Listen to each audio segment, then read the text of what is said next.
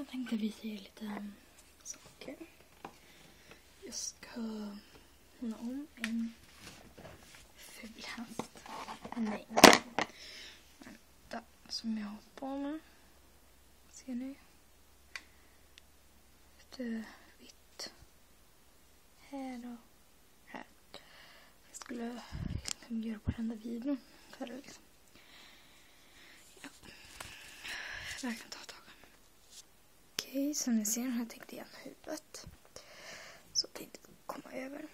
Jättefin blev hon nu. Ja. Det var okej så här. Jag ska ta lite så.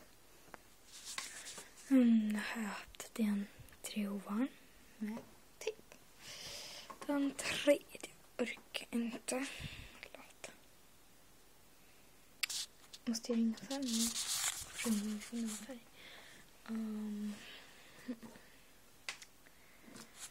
Här är en så kallad slängtjänst. Jag ska göra något liknande. Så det är inte riktigt de här fina håren. Men svansen är ju rätt lik. Jag går inte få exakt.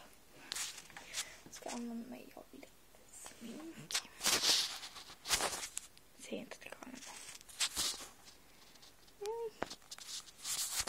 Nej, det gick inte så bra. Nej. Det ser så ut, men det är inte skrapat. Usch, nej, fick jag. Usch. Nu kommer vi fråga mamma om.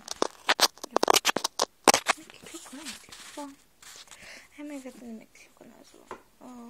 Får frågan då. Sen så ringer jag till farmor. Får fråga så låna lite. Vi ses snart då. Okej, hon låg och sov just nu, men han ringer upp snart. Liksom, min låtsas fall på det. Tror jag, ja. Ja, för jag har ingen annan pappa det. Ja, jag har ingenting att göra. Jag ska färma idag.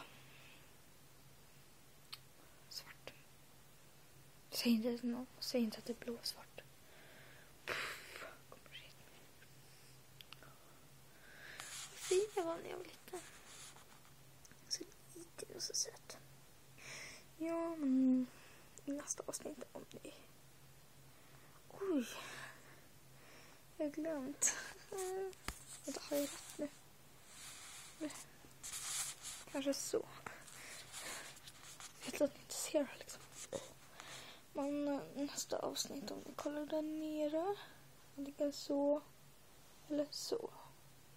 Jag tror det är så nu. Så, nere där. Så kommer jag fortsätta med det här stället.